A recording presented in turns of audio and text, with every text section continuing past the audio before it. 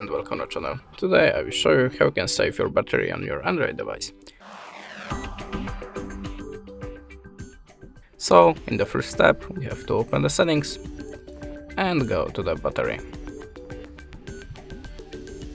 Now just turn on battery saver or set it as automatically. You can also use the battery percentage to check the level of battery. The second way is just opening the developer options in the system and go to developer options. If you don't have this option on your phone, just go to the Apple phone and hit the build number 7 times. So in the developer options we have to look for the background limit apps.